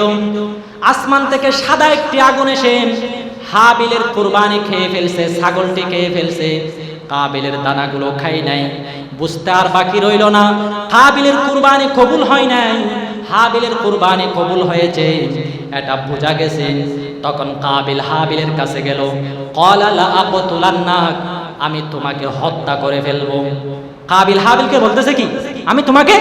হাবিল বলল, কেন আপনি আমাকে হত্যা করবেন কেন? কাবিল বলতেছে, কারণ তোমার কুরবানি কবুল হয়েছে, তুমি আমার সুন্দরী বোনের সাথে বিবাহ করবে, মানুষ তোমাকে ভালো বলবে, তোমাকে আমার চেয়ে সরস বলবে, আমার চেয়ে ভালো বলবে, এটা আমি সহ্য করতে পারবো না। এটাকে বলা হয় হিংসা। এটা জমিনে সর্বপ্রথম কাবিল শুরু করেছে। এখনো যারা গুতাগুতি দেয়, হিংসা বিদ্বেষ করে, তারা এই কাবিলের উত্তর শুরু। কথা বুঝতেছেন? কাবিল বলল, আমি তোমাকে হত্যা করব, তুমি আমার চেয়ে বেশি সুনামে জমিনের মধ্যে বিচরণ করবে, আমি এটা সহ্য করতে পারবো না। তখন হাবিল বলল, ইন্নামা ইয়াতাকাব্বালুল্লাহু মিনাল মুত্তাকিন, নিশ্চয় আল্লাহ রাব্বুল আলামিন যারা তাকওয়াশীল, যারা তাকওয়াবান, তাদের কুরবানিকে কবুল করে। তোমার অন্তরে যেহেতু আল্লাহকে সন্তুষ্ট করার উদ্দেশ্য ছিল না, সেজন্য কবুল হয় নাই। আমি আল্লাহকে সন্তুষ্ট করার জন্য কুরবানি করেছি, এজন্য আল্লাহ কবুল করেছেন। এখানে আমার দোষ কি? তুমিও তো চাইলে উদ্দেশ্য ভালো করলে তোমার কুরবানি কবুল হতো। এখানে তাকওয়া মানে ইমাম রাজি তাফসীরে কবির 11 নম্বর খণ্ড 176 নম্বর পৃষ্ঠায় উল্লেখ করতেছেন, এখানে তাকওয়া মানে নিয়ত শুদ্ধ হওয়া। কি শুদ্ধ হওয়া? নিয়ত শুদ্ধ হওয়া। এখানে একটা কথা খেয়াল করেন, আমরা অনেকে 7 জন মিলে কুরবানি দিই, এখানে যদি একজনের নিয়ত যদি অশুদ্ধ হয়, তাহলে একজনের কুরবানিও হবে না, সবার কুরবানি ফরজ। কথা বুঝছেন? এজন্য সবার কুরবানি শুদ্ধ, নিয়ত শুদ্ধ হতে হবে কুরবানি সঠিক হওয়ার জন্য। এজন্য আমরা তো এমনি স্বাভাবিকতা আমরা 7 বরাতের 1 বরাত নেই, এটা কিন্তু উত্তম নয়। ইমাম ইবনে কুদামা রাহমাতুল্লাহ আল মুগনি কিতাব উল্লেখ করেছেন, উত্তম হলো আপনি আলাদাভাবে একটা গরু কুরবানি করবেন। গরু কুরবানি করার সামর্থ্য নাই, তাহলে আপনি একটা ছাগল কুরবানি করবেন। 7 বরাতের 1 বরাত নিয়ে আপনি কুরবানি করবেন না, এটাই হবে আপনার জন্য উত্তম। তবে আপনি চাইলে 7 বরাতের 1 বরাতও কুরবানি করতে পারবেন, তবে এর চেয়ে উত্তম হলো আপনি আলাদাভাবে করবেন। আর আপনি যদি 7 বরাতের 1 বরাত করেন, তাহলে আপনি কয়েকটা বিষয় নিশ্চিত করবেন। 1 নম্বর, সবাইকে ডেকে বলবেন তোমরা সবাই নিয়ত শুদ্ধ করো, কারণ একজনের নিয়ত যদি গোশত খাওয়া হয়, একজনের নিয়ত যদি মানুষকে দেখানো হয়, তাহলে কারো কুরবানি শুদ্ধ হবে না। সবার নিয়ত শুদ্ধ হতে হবে, সবার হালাল টাকা হতে হবে, একজনের টাকাও হারাম টাকা হওয়া যাবে না। হারাম টাকা যদি কারো হয়, তাহলে কারো কুরবানি হবে না। কথা বুঝবেন? 7 জন, এখানে একজন টাকা দিছে, সে হারাম টাকা, একজনের কুরবানিও হবে না 7 জনের মধ্যে। তো বলতে পারেন, হুজুর আমি যার সাথে কুরবানি করতে চাচ্ছি সে ব্যাংকের ম্যানেজার, কি করব? এখন হারাম টাকা, অনেক মানুষের হারাম টাকা, তো আপনি তার সাথে তো কুরবানি করতে হচ্ছে, আপনি কি করবেন? এটার সমাধান হাকিমুল উম্মত মুজাদ্দিদি মিল্লাত আশরাফ আলী থানভী রাহমাতুল্লাহি আলাইহি ইমদাদুল ফাতওয়া 3 নম্বর খণ্ডে শিরকত অধ্যায়ে উনি এটার সমাধান দিয়েছেন। কারো যদি হারাম টাকা হয়, তাহলে আপনি তাকে বলবেন, ভাই তোমার হারাম টাকা এখানে মিক্স করবা না, তুমি কারো থেকে হালাল টাকা ধার নিয়ে এখানে তুমি কুরবানির মধ্যে শরীক হও। হালাল টাকা ধার নেওয়ার জন্য আপনি তাকে বলবেন, তাকে বাধ্য করবেন, সে হালাল টাকা দিয়ে যদি আপনাদের 7 জনের মধ্যে একজন যদি কুরবানি করে, পরবর্তীতে যদি হারাম টাকা দিয়ে যদি তা পরিশোধ করে দেয়, তাহলে কারো কুরবানি অশুদ্ধ হবে না, কারো কুরবানি বরবাদ যাবে না। কথা বুঝতেছেন? ধরেন আমরা 7 জন মিলে কুরবানি করতেছি, এখানে একজনের টাকা হারাম, হালাল টাকা তার নাই, তাহলে আপনি তাকে বলবেন তুমি আরেকজন থেকে কর্জ নিয়ে হালাল টাকা দাও, পরবর্তীতে তুমি তোমার এই সুদ ঘুষের টাকা দিয়ে পরবর্তীতে কর্জ পরিশোধ করিও। কিন্তু আপনাদেরকে টাকা দিছে তো হালাল টাকা, আরেকজন থেকে ধার নিয়ে, এজন্য কুরবানি হয়ে যাবে। এর থেকে সহজ আর আছে? কথা বুঝতেছেন? এটা ফতোয়া স্বামীর মধ্যেও এসেছে। এটা আমি 2 সপ্তাহ আগে একটা ফতোয়াও তৈরি করেছি, এটা জায়েজ আছে। কেউ যদি এরকম হারাম টাকা হয়, টাকা আপনি ডেকে বলবেন তুমি হারাম টাকা এখানে মিক্স করিও না, হালাল টাকা দিয়ে তুমি শরীক হও। এটা বুঝাতে চেয়েছিলাম যে কাবিলের কুরবানি কবুল হয় নাই, হাবিলের কুরবানি কবুল হয়েছে নিয়ত শুদ্ধ হওয়ার কারণে। কাবিলের নিয়ত শুদ্ধ ছিল না, এজন্য কুরবানি কবুল হয় নাই। এরপর যখন বলেন হাবিল যখন ঘুমিয়ে গেল, আল বিদায়া ওয়ান নিহায়া কিতাবে এসেছে 1 নম্বর খণ্ড 84 নম্বর পৃষ্ঠায়, কাবিল বলে একটা বড় পাথর নিয়ে হাবিলের মাথার মধ্যে মেরেছেন। রামাহু বিসাহারাতিন ফাকাতালাহু, একটা পাথর দিয়ে হাবিলকে হত্যা করে ফেলেছেন। হত্যা করার পর এখন তাকে কি করবে এটা বুঝে উঠতে পারতেছে না। তখন আল্লাহ তাআলা একটা কাক পাঠালেন, ফাবাআসাল্লাহু গুরাবা, একটা কাক পাঠালেন। এখানে অনেক ওয়াইজরা বলে একটা কাক পাঠাইছে, একটা কাক আরেকটা কাককে মেরে দাফন করতেছে, এটা হলো ভুল ইতিহাস। তাফসীরে কাবীরের মধ্যে এসেছে সঠিক ইতিহাস হলো যদি একটা কাককে হত্যা করে যদি দাফন করে তাহলে তো ওর হত্যাকে সমর্থন করতেছে, এরকম আসবে। একটা কাক আরেকটা কাককে হত্যা করা মানে তুমি হত্যা করছো এটা ঠিক আছে, আমরাও একটা কাক আরেকটা কাককে হত্যা করি, এরকম হচ্ছে না কথা। এখানে আসলে ইতিহাস হলো কাক এসে মাটি খনন করতেছে। এটা দেখার পর কাবিলের হুঁশ এসে গেল যে আমার ভাইকে এভাবে মাটি খনন করে দাফন করতে হবে। এভাবে সে কাবিলকে দাফন করে দিল। হযরত আদম আলাইহিস সালাম যখন জানলেন যে আমার সন্তান হাবিলকে আরেকজন সন্তান কাবিল হত্যা করেছে, তখন উনি একটা কথা বলেছিল। ইমাম ইবনে জারির একটা কবিতা আকারে বলেছেন, তাগায়্যারাতিল বিলাদু ওয়া মান আলাইহা ফাওয়াজহুল আরদি মুগবাররুন কাবিহু, তাগায়্যারা কুল্লু জি লাউনিন ওয়া তু'মিন ওয়া কাল্লা বিশাশাতুল ওয়াজহিল মালিহি। হযরত আদম আলাইহিস সালাম কাবিলকে ডাকছেন, হে আমার সন্তান, তুমি আমার আরেকজন সন্তানকে হত্যা করছো কেন? তুমি হত্যা করার কারণে জমিনের মধ্যে ফিতনা ফাসাদ শুরু হয়ে গেছে। সাগরের পানি আগে ছিল মিষ্টি, এখন সাগরের পানি লবণাক্ত হয়ে গেছে। কথা খেয়াল করবেন, আগে সাগরের পানি মিষ্টি ছিল। কাবিল যখন হাবিলকে হত্যা করেছে তখন থেকেই সাগরের পানি লবণাক্ত হয়ে গেছে। হিংসা বিদ্বেষ সারা জমিনের মধ্যে ছড়ায় গেছে। তুমি তোমার আব্বাকে কষ্ট দিয়েছো, তোমাকে আমি ত্যায্য পুত্র ঘোষণা করলাম, তুমি আমার ভিটা থেকে চলে যাও। সর্বপ্রথম বাবা সন্তানকে ত্যায্য পুত্র করেছে। হযরত আদম আলাইহিস সালাম নিজ সন্তান কাবিলকে ত্যায্য পুত্র করেছে। কাবিল যে হাবিলকে হত্যা করেছেন, এর কারণে আল্লাহ তাআলা দুনিয়ার মধ্যে তাকে শাস্তি দান করেছেন। কি রকম শাস্তি দান করেছেন? আল বিদায়া ওয়ান নিহায়া কিতাবে 1 নম্বর খণ্ড 86 নম্বর পৃষ্ঠায় এসেছে, ইন্না কাবিলা উজিলা বিল উকুবাতি, কাবিলকে আল্লাহ দুনিয়ার মধ্যে শাস্তি দিয়েছেন। আল্লাহ কাদ সাকুহু ইলা ফাকিজিহি ওয়া দারাত ওয়াজহু কামা দারাতিশ শামসি তালকিল আল্লাহু। কাবিল যখন হাবিলকে হত্যা করেছে, তার হাঁটু এভাবে রানের সাথে লেগে গিয়েছিল, সে আর হাঁটতে পারে না, পঙ্গু হয়ে গেছে। দুনিয়ার মধ্যে সর্বপ্রথম পঙ্গু হয়েছে কাবিল, আল্লাহ পঙ্গু করে দিয়েছেন ভাইকে হত্যা করার কারণে। এবং তার চেহারা আসমানের দিকে হয়ে গেছে, সূর্য যেদিকে ঘুরে তার চেহারাও সেদিকে ঘুরতে থাকে। দুনিয়ার মধ্যে আল্লাহ রাব্বুল আলামিন তাকে দুনিয়ার মধ্যে শাস্তি শুরু করে দিয়েছেন। এবং সে বলে কিছুদিন পর শয়তান তার কাছে আসছে, তাকে পথভ্রষ্ট করে তাকে কাফের বানাইছে। কেমনে কাফের বানাইছে?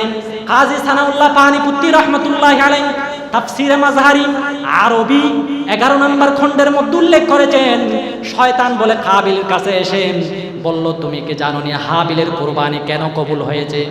দেখেন গুমরা করতেছে কিভাবে, দেখেন তুমি কি জানো হাবিলের কুরবানি কেন কবুল হয়েছে? কাবিল বলতেছে না আমি জানি না তো। শয়তান বলল, তুমি কি দেখো নাই তার কুরবানি আগুন এসে গ্রহণ করেছে? অবশ্যই সে আগুন পূজা করত, এজন্য তার কুরবানি কবুল হয়েছে। তুমিও যদি আগুন পূজা করো তুমি আল্লাহর নৈকট্য অর্জন করতে পারবে। নাউজুবিল্লাহ, কিভাবে ধোঁকা দিছে দেখছেন নি? কথা বুঝছেন? কাবিল বলে শয়তানের কথা শুনে সে মনে মনে ভাবতেছে এটা তো কথা ঠিক, হাবিলের কুরবানি গ্রহণ করার জন্য আসমান থেকে আগুন এসেছে। এটা তো প্রমাণ করেন যে আমার ভাই হাবিল আল্লাহকে পাওয়ার জন্য সে আগুন পূজা করত, অতএব আমিও আজকে থেকে আগুন পূজা শুরু করে দেব। সে বলে একটা ঘর বানিয়ে সর্বপ্রথম পৃথিবীর মধ্যে সে আগুন পূজা শুরু করে দিয়েছে। আল্লাহ তাআলা দুনিয়ার মধ্যেই তাকে কাফের বানিয়ে মৃত্যুবরণ করিয়েছেন তার ভাইকে হত্যা করার কারণে। এজন্য কোরআন এসেছে যারা নাকি কোন মুমিনকে হত্যা করে আল্লাহ তাদেরকে চিরস্থায়ী জাহান্নামে দিবেন, এটার ব্যাখ্যায় এসেছে তার মানে সে কাফের হয়ে মারা যাবে। যারা খুনি তারা কাফের হয়ে মারা যায়। ইবনে মাজার হাদিসে এসেছে কেউ যদি কোনো একজন মুমিনকে হত্যা করার জন্য একটা সামান্য শব্দ দিয়ে যদি সহযোগিতা করেন, যেমন বলতেছে হত্যা, হত্যার মধ্যে হ শব্দ উচ্চারণ করেছেন, আমি ইশারা করে বললাম এই হ, মানে আমি হত্যা বলি নাই, হত্যার শুধু হ বলেছি। নবী করিম সাল্লাল্লাহু আলাইহি ওয়াসাল্লাম বলেন এভাবে একটা অক্ষর দিয়ে যদি কেউ একজন মুমিনকে হত্যা করার জন্য সহযোগিতা করে, কিয়ামতের দিন সে এমন অবস্থায় হাসর নসর করবে তার কপালের মধ্যে লেখা থাকবে আইসুম মিন রাহমাতিল্লাহ, সে আল্লাহর রহমত থেকে নিরাশ, সে জান্নাতে যেতে পারবে না, তার জন্য জাহান্নাম ওয়াজিব হয়ে গেছে, এভাবে তার কপালে লেখা থাকবে।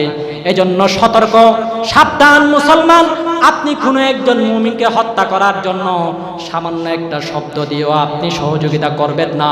আপনি বলতে পারেন হুজুর আমি তো হত্যা করি নাই, শুধুমাত্র ডাকাতকে আমি দেখিয়ে দিয়েছি তার ঘরটা কোথায়, অতটুকুতেই কি আমার জন্য জান্নাত হারাম হয়ে যাবে? রাসূল বলতেছেন হ্যাঁ, আপনি যে ডাকাতকে দেখাইয়া দিয়েছেন তার বাড়ি এটা, তাকে হত্যা করার জন্য আপনি শুধুমাত্র ইশারা ইঙ্গিতে একটুখানি সহযোগিতা করেছেন, এটার কারণে আপনার জন্য জান্নাত হারাম হয়ে যাবে। কপালের মধ্যে কিয়ামতের দিন লেখা থাকবে এই ব্যক্তিটা আল্লাহর রহমত পাওয়ার কোনো সম্ভাবনা নাই, সেই ব্যক্তিটার জন্য জাহান্নাম অবধারিত। কথা বুঝতেছেন? আমাদের হযরত শেখ হাসিনা হ্যাঁ চলে গেছে না, পালাইয়া গেছে না, হত্যা করে, মানুষ হত্যা করে, বড় বড় আলেমদেরকে হত্যা করেছে, বাঁচতে পারছেনি? এটা তো দুনিয়ার সামান্য শাস্তি। অনেকগুলো করছে তো থাকার জন্য, কিন্তু থাকতে পারছে? এগুলো হলো দুনিয়ার শাস্তি, দুনিয়াতে শাস্তি শুরু, এটা কেবল শুরু, এরপরে এগুলো শেষ নেই। আখিরাতের শাস্তি তো অনেক অনেক অনেক বেশি কঠিন। একজন মুমিনকে যদি আপনি হত্যা করার জন্য ইশারা ইঙ্গিতে সামান্যটুকু যদি আপনি ইশারা ইঙ্গিতে বলেন তাকে হত্যা করো, রাসূল বলতেছেন কিয়ামতের দিন তার কপালে লেখা থাকবে যে সেই ব্যক্তিটার জন্য জান্নাত হারাম, সেই ব্যক্তিটার জন্য জান্নাত ওয়াজিব, সেই ব্যক্তি আল্লাহর রহমত পাওয়ার কোনো সম্ভাবনা নাই। নাউযুবিল্লাহ। এজন্য খবরদার, সহযোগিতা খারাপ কাজে করবেন না, ভালো কাজে করবেন। আরেকজনকে হত্যা করার সহযোগিতা এটা একজন মুমিন কখনো করতে পারে না।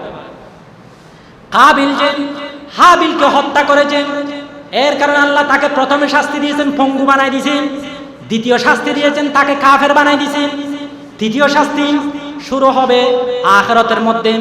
রাসূল বলেন শুআবুল ঈমান হাদিসের কিতাবে এসেছে ক্বালা রাসূলুল্লাহ সাল্লাল্লাহু আলাইহি ওয়াসাল্লাম ইবনু আদমিল কাতিল ইউকাসিমু বাইনা আহলিন নার কিসমাতান সহিহা শাতরুল আযাবি আলাইহি।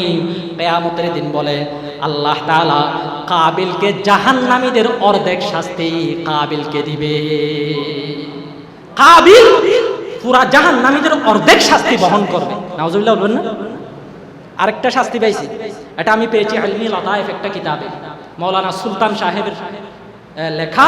এখানে এসেছে কাবিল সে মানে তার জীবন গিয়েছে তার সন্তানের হাতে।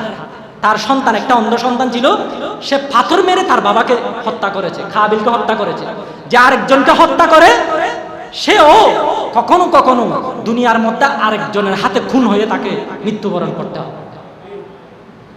এজন্য এটা বুঝাতে চেয়েছিলাম কাবিলের উত্তরসূরি হবেন না, আরেকজনকে হত্যা করবেন না, হত্যাকারীদের সহযোগিতা হবেন না, যারা হত্যা করেছেন তাদের দলের মধ্যে অন্তর্ভুক্ত হবেন না, যারা হত্যা করবেন তাদেরকে কিঞ্চিত পরিমাণ সহযোগিতা করবেন না।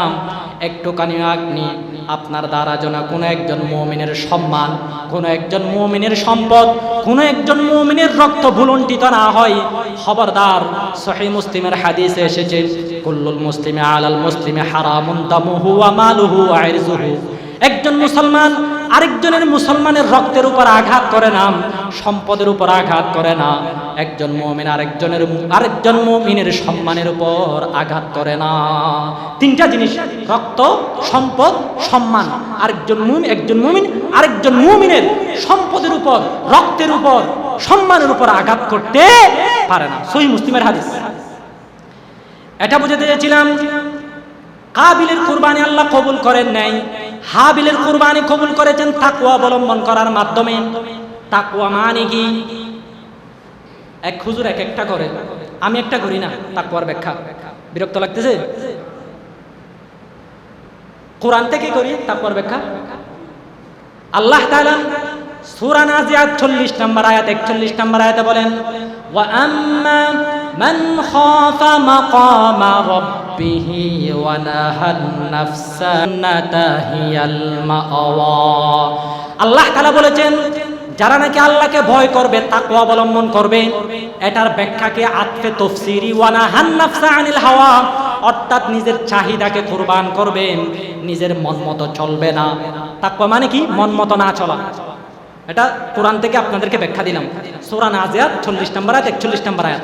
যারা মন মতো চলবে না, যারা নিজের মনের চাহিদাকে কুরবানি করবে, মনের চাহিদাকে বিসর্জন দিবে, তাদের জন্য জান্নাত। তাদের জন্য কি? যারা নাকি নিজের চাহিদাকে বিসর্জন দিবে, তাদের আল্লাহ তাআলা তাদের কুরবানি কবুল করবেন। আল্লাহ তাআলা পবিত্র কোরআনে মাজিদ সূরাতুল হজ 34 নম্বর আয়াতে বলেন, লান ইয়ানালাল্লাহা লুহুমুহা ওয়ালা দিমাউহা ওয়ালাকিন ইয়ানালুহুত তাকওয়া মিনকুম। আপনারা যে কুরবানি করবেন, এখানে গোশতও আল্লাহর কাছে যাবে না, হাড্ডিও আল্লাহর কাছে যাবে না, রক্তও আল্লাহর কাছে যাবে না, যাবে আপনাদের তাকওয়া। আপনারা কি অর্জন করেছেন, এখান থেকে শিক্ষা নিতে হবে।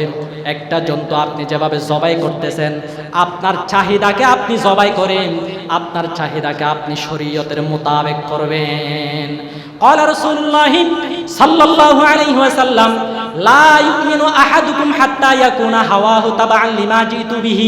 তোমরা অতক্ষণ পর্যন্ত মুসলমান হতে পারবে না যতক্ষণ পর্যন্ত শুধুমাত্র জন্তু কুরবানি দিছো হবে না, বরং নিজের নফসকে কুরবানি দিতে হবে, নিজের চাহিদাকে কুরবানি দিতে হবে, নিজের চাহিদাকে শরীয়তের সাথে মিলাতে হবে। মন মতো চলা যাবে না। একটা ঘটনা শোনাবো, বিরক্ত লাগতেছে? একটা ঘটনা শোনাই, খুব ভালোভাবে বুঝবেন। একজন বিখ্যাত বুজুর্গ হযরতে বিশরা হাফি রাহমাতুল্লাহি আলাইহি, উনি জুনাইদ বুগদাদির মামা। জুনাইদ বুগদাদির কি? জুনাইদ বুগদাদিকে যিনি আল্লাহর ওলি বানাইছে, মানে শিক্ষা দিছে আর কি, বানানোর মালিক তো আল্লাহ, এমনি শিক্ষা দিছে। ওনার নাম হলো বিশরা হাফি, উস্তাদও মামাও। উনি বলে একদিন একটা গাছের নিচে ঘুমাচ্ছে, ঘুম থেকে উঠেই হঠাৎ করে গাছ থেকে আওয়াজ শুনেন, ইয়া সিরি কুন মিসলি, হে সিরি সিকতি তুমি আমার মতো হয়ে যাও। সিরি সিকতি বলে অবাক হয়ে গেলেন, গাছ থেকে এরকম আওয়াজ আসে কেন? গাছকে জিজ্ঞাসা করলো, কাইফা কুনু মিসলাক, হে গাছ তুমি তো বলতেছো আমি তোমার মতো হয়ে যাওয়ার জন্য, আমি কিভাবে তোমার মতো হব? আমি তো একজন মানুষ, তুমি তো গাছ। মানুষ কি গাছের মতো হতে পারে নাকি? আমি তোমার মতো কেমনে হব? গাছ বলতেছেন, শোনো, ইন্নান নাস ইয়ারমুনানি বিল আহজারি ফারমিহিম বিল আসমার। দেখো না আমার চরিত্র কত সুন্দর, মানুষ আমাকে পাথর মারে, ঢিল মারে, কিন্তু এর পরিবর্তে আমি মানুষকে কখনো আক্রমণ করি না, বরং আমি মানুষকে ফল ফলার দিই। তুমি এভাবে নিজের জীবনকে সাজাও, মানুষ তোমার সাথে হিংসা করবে, মানুষ তোমাকে গালাগালি করবে, তোমাকে আক্রমণ করবে, তুমি কিন্তু সব সময় আরেকজনের উপকারের মধ্যে নিয়োজিত থাকবে। তুমি আমার মতো হও, মানে আমার মতো চরিত্রবান হও। মানুষ আমাকে ঢিল নিক্ষেপ করলে আমি তাদেরকে ফল দিই, তোমাকেও মানুষ আক্রমণ করলে তুমি তাদেরকে হাদিয়া তোফা নিয়ে তাদের ঘরে বেড়াতে যাও। সিলমান কাতার, যে তোমার সাথে সম্পর্ক বিচ্ছিন্ন করবে তুমি তার সাথে সম্পর্ক গড়ো, তুমি আমার মতো হও। তখন বলে সিরি সিকতি গাছকে বললেন, তুমি তো বলতেছো তোমার মতো হওয়ার জন্য, তোমার মতো হয়ে লাভ কি? তোমার চরিত্র সুন্দর বুঝলাম, কিন্তু কাইফা ইয়াকুনু মাসিরুকা ইলান নার, তোমার চরিত্র এত সুন্দর হওয়ার পরেও তুমি তো শেষমেশ চুলার দুয়ারে যাও। চুলার দুয়ারে আগুনের মধ্যে পুড়তে হয়, আগুনের মধ্যে পুড়তে হয়, তোমার মতো হয়ে লাভ কি? চরিত্র সুন্দর বলতেছ যে তোমাকে হাতন নিক্ষেপ করলে তুমি মানুষকে ফল দাও, তো তুমি এত যদি সুইসাফ হও তাহলে তুমি আগুনে পুড়ো কেন? তোমার এরকম শাস্তি কেন? গাছকে বলতেছে সিরিয়াস একটি। তখন গাছ বলল আমার একটা দোষ আছে যার কারণে আমি আগুনে জ্বলি। কোনো একজন মানুষের মধ্যে যদি দুঃসাটা থাকে তখন সে মানুষটাও জাহান্নামের আগুনে জ্বলে। সিরিয়াস একটি বললেন তোমার কি দোষ আবার? সে বলল আমলাইতু বিল হাওয়াই ইলা কাজা ওয়া ইলা কাজা, বাতাস আসলে দক্ষিণ থেকে বাতাস আসলে আমি উত্তর দিকে হয়ে যাই, উত্তর দিকে বাতাস আসলে আমি দক্ষিণ দিকে হয়ে যাই। ঠিক তেমনি ভাবে যেই সমস্ত মুসলমান, যে সমস্ত মানুষেরা মন চাইলে মসজিদে যায়, আবার মন চাইলে দোকানে গিয়ে গল্প গুজবের মধ্যে সময় কাটায়া দেয়, যেভাবে গাছ বাতাসের কারণে এদিক ওদিক হেলে দুলে, তেমনি ভাবে যে সমস্ত মানুষের জীবনী এভাবে হেলে দুলবে, কখনো মসজিদে, কখনো নামাজের টাইমে আবার দোকানে পাটে সময় নষ্ট করবে, কখনো রোজা রাখে আবার মন না চাইলে রোজা না রাখে না, কখনো টিভি দেখে, কখনো আবার ওয়াজ শুনে, মন যেরকম চায় সেরকম যারা জীবন যাপন করে তাদের শেষ পরিণত হবে আমার মতোই। যারা মন মতো চলে, আমি যেভাবে বাতাসের সাথে এদিক ওদিক হয়ে যাওয়ার কারণে আমার শেষ পরিণতি আগুনের মধ্যে জ্বলতে হয়, ঠিক তেমনি ভাবে যে সমস্ত মানুষেরা তাদের মন মতো চলে এদিক ওদিক হয়ে যায়, একটা সঠিক পথের উপর অটল অবিচল থাকে না, ইস্তেকামত নাই, অটলতা নাই, সেই ব্যক্তিরাও এক পর্যায়ে আমার মতো তারা আগুনের মধ্যে পুড়ে ছাই হবে। কথা বুঝছেন নি? তাহলে মন মতো চলা যাবে নি? কি বুঝলেন? মন মতো চলা যাবে? তো বলতে পারেন হুজুর আমার বিবাহ করতে মন চাচ্ছে, তাই কি আমি বিবাহ করব না? না, আল্লাহর যেটা বিধান এটা আপনার মন চাইলেও করেন, মন না চাইলেও করেন। যেমন অনেকে নামাজ পড়তে মন চায়, ভালো ভালো কিছু মন চায়, কিন্তু আপনি ইসলাম বিরোধী, ইসলামের বিপক্ষে হয়ে আপনার মন মতো জীবন যাপন করবেন। আল্লাহ তাআলা পবিত্র কোরআনে মাজিদ সূরা ইউসুফ 56 নম্বর আয়াতে বলেন ইন্নান নাফসা লাআম্মারাতুম বিসসু, মানুষের চাহিদা, মানুষের মন সব সময় খারাপ কাজের আদেশ করে, অতএব মন মতো চলা যাবে না। একজন বুজুর্গ এভাবে বলে ওয়াজ করতেছে, আমি যেভাবে ওয়াজ করতেছি মানুষকে বুঝাচ্ছেন, হে মানুষ সকল তোমরা শুনো, মন মতো চলা যাবে না। কারণ এর একটা যুক্তি আছে, ইন্নান নাফসা কাত্তিফরি, কারণ মানুষের মন এটা হলো ছোট বাচ্চাদের মতো। ছোট বাচ্চাদের যেভাবে সমস্ত চাহিদা পূরণ করা যায় না, তেমনি ভাবে মানুষের মনের চাহিদাও পূরণ করা যায় না। মানুষ আরো আরো আরো আরো যত তত আরো বেশি চায়, মানুষের চাহিদা কখনো পূরণ হয় না। মানুষের এই মন হলো ছোট বাচ্চাদের আযুর মতো, ছোট বাচ্চাদের লালস, ছোট বাচ্চাদের চাহিদা যেভাবে পূরণ করা যায় না, তেমনি ভাবে মানুষের মনের চাহিদাও পূরণ করা যায় না। বুজুর্গ আলোচনা করতেছে, সামনে বসছে মন্ত্রী, তো মন্ত্রী বলতেছে হুজুর রাখেন, আপনি বিজ্ঞান বিরোধী কথা বলতেছেন, ছোট বাচ্চাদের চাহিদা পূরণ করা যায় না। ছোট বাচ্চাদের চাহিদা পূরণ করা যায় না, এটা কিরকম কথা? আবার আমি প্রমাণ করে দিতে পারি ছোট বাচ্চাদের চাহিদা পূরণ করা যায়। হুজুর বললেন ঠিক আছে তুমি প্রমাণ করো, ছোট বাচ্চাদের যে চাহিদা পূরণ করা যায় এটা তুমি প্রমাণ করে দেখাও। তখন বলেন মন্ত্রী একজন ছোট বাচ্চাকে ডাকলেন, এদিকে আসো। তাকে বলল, হে ছোট বাচ্চা তুমি কি চাও? সে বলল একটা পানির বোতল চাই।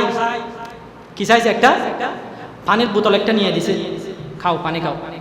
পানি যখন খাইছে এখন আবার কান্না করতেছে ছোট বাচ্চা তো। তখন মন্ত্রী বলল এখন কি চাও? বলল এখন একটা হাতি চাই। কি চাই? তো এনে দিছে, এটা তো তেমন একটা কথা না, হাতি একটা এনে দিছে, শিক্ষিত হাতি। কিছুক্ষণ পর বলে আবার কান্না করতেছে।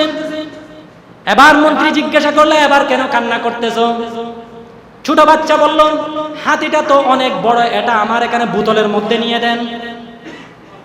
সম্ভব নেই, বোতলের মধ্যে হাতি নেওয়া সম্ভব? এখানে প্রমাণ হয়ে গেল ছোট বাচ্চাদের সব আশা পূরণ করা যায় না। যেমনি ভাবে ছোট বাচ্চাদের সব আশা পূরণ করা যায় না, মানুষের মনের সব চাহিদাও পূরণ করা যায় না। অতএব যেটা পূরণ করা যায় না এটার পিছনে ছোটা। একটা বিবাহ করছে, মন চাচ্ছে আরেকটা যদি বিবাহ করতে পারতাম, আরেকটা করছে, যাকে দেখে তাকে সুন্দর লাগে, আরেকটা করছে 60টা না 400 বিবাহ করলে একজন পুরুষের মন ভরবে না। কারণ এটা হলো চাহিদা। আপনি যত চাহিদা বাড়াবেন, আপনার এই চাহিদা পূরণ হওয়ার মতো নয়। সব সময় আপনি অল্প তুষ্টি এটা থাকতে হবে। আপনার চাহিদাকে কুরবানি করতে হবে।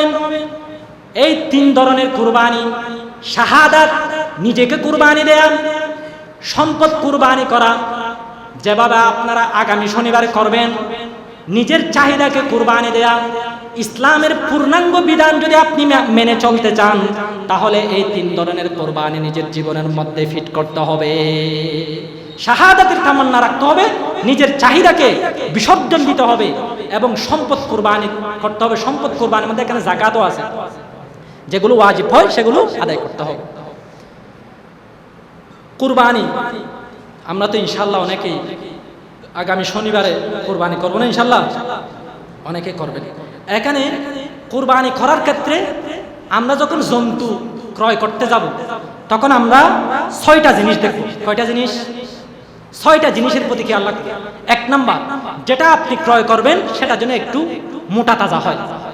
ক্বালা রাসূলুল্লাহ সাল্লাল্লাহু আলাইহি ওয়াসাল্লাম আযিমু যাহায়াকুম ফাইন্নাহা আলাস সিরাতি মাতায়াকুম। তোমরা মোটা তাজা দেখে জন্তু জবাই করো, জন্তু কুরবানি করো, কারণ যেটা তোমরা কুরবানি করবে সেটা তোমাদের জন্য পুলসিরাতের মধ্যে সহায়ক হবে। কানজুল মালের হাদিস এসে। তাহলে 1 নম্বর কি দেখবেন? কথা বলেন, মোটা তাজা কি। 2 নাম্বার, আপনি যখন কুরবানি করবেন তখন আপনি একটা বিষয় দেখবেন, সেটা হলো বয়স হয়েছে কিনা। মোটা তাজা হলেও হতে পারে, নাও হতে পারে, এটা কিন্তু আসল বিষয় নয়। এখানে একটা মশলা বলে রাখি, মনে পড়ছে জন্য বলতে, কোনো জন্তু যদি হ্যাংলা হওয়ার কারণে হাঁটতে না পারে সেটা দিয়ে কুরবানি জায়েজ হবে না, কিন্তু মোটা হওয়ার কারণে যদি হাঁটতে না পারে সেটা দিয়ে কুরবানি জায়েজ হবে। কথা বুঝতেছেন? কত এই মাহমুদিয়াতে এসেছে। 2 নাম্বার, আপনি কুরবানি করার সময় বয়স দেখবেন। হাদিসে এসেছেন সহিহ মুসলিম 1963 নম্বর হাদিস। ক্বালা রাসূলুল্লাহ সাল্লাল্লাহু আলাইহি ওয়াসাল্লাম লা তাসবাহু ইল্লা মুসিন্নাতান ইল্লা ইয়াসরা আলা আহাদিকুম ফাতাসবাহু জাযাআতাম মিনাদ দারি। হে ইমানদার বান্দারা, শুনো, তোমরা প্রাপ্তবয়স্ক জন্তু ব্যতীত কুরবানি করবে না। প্রাপ্তবয়স্ক জন্তু কুরবানি করবেন। প্রাপ্তবয়স্ক মানে কি? এটা প্রত্যেকটা জন্তুর জন্য আলাদা আলাদা বয়স হতে হবে। একটা মশা, সে তো একদিনে বালেগ হয়ে যায়, মশার জন্য একদিনে প্রাপ্তবয়স্ক। মানুষ প্রাপ্তবয়স্ক হয় 14 বছরে। এবার প্রত্যেকটা জন্তুর জন্য আলাদা আলাদা প্রাপ্তবয়স্ক। যেমন ধরেন ছাগল, ভেড়া, দুব্বা, এগুলো প্রাপ্তবয়স্ক হয় যদি 1 বছর হয়। গরু, মহিষ, এগুলো প্রাপ্তবয়স্ক হয় যদি 2 বছর হয়। উট প্রাপ্তবয়স্ক হয় যদি 5 বছর হয়। কথা বুঝছেন? উট প্রাপ্তবয়স্ক হয় 5 বছর হলে, গরু মহিষ 2 বছর হলে, ভেড়া, ছাগল, দুব্বা এগুলো প্রাপ্তবয়স্ক হয় 1 বছর হলে। রাসূল বলতেছেন, তোমরা বয়স হওয়ার আগে কুরবানি করবে না, তবে তোমাদের জন্য যদি কঠিন হয়ে যায় ফাতাসবাহু জাযাআতাম মিনাদ দানি, প্রাপ্তবয়স্ক হওয়ার অর্ধেক সময়ের মধ্যে তোমরা দুব্বা এবং ভেড়া তোমরা জবাই করতে পারবে, কুরবানি দিতে পারবে। দুব্বা এবং ভেড়া প্রাপ্তবয়স্ক হয় 1 বছরে না, তাহলে এর অর্ধেক করেন কত? 6 মাস। 6 মাসের দুব্বা দিয়ে প্রাপ্তবয়স্ক হয় নাই, 6 মাসের ভেড়া দিয়ে প্রাপ্তবয়স্ক হয় নাই, কিন্তু সেটা দিয়েও আপনি কুরবানি করতে পারবেন। এটা কিন্তু শুধু ভেড়া এবং দুব্বা এই 2টার ক্ষেত্রে। ছাগল কিন্তু 6 মাসেরটা দিয়ে করা যাবে না। তাও দুব্বা এবং ভেড়া আপনি 6 মাসেরটা দিয়ে কুরবানি করতে পারবেন, যদি সেটা দেখতে 2 বছরের মতো দেখা যায়। না সরি, 1 বছরের দুব্বার মতো, 1 বছরের ভেড়ার মতো যদি দেখা যায়। আপনি একটা গরু নিয়ে সেটা যদি এমনি 1 বছর কিন্তু 2 বছরের মতো দেখা যাচ্ছে, ইনজেকশনের বাচ্চা, সেটা দিয়ে আপনি কুরবানি করতে পারবেন না। গরুর ক্ষেত্রে অবশ্যই 2 বছর হওয়া লাগবে। 2 বছরের যদি কম হয় তাহলে সেটা দিয়ে কুরবানি করতে পারবেন না।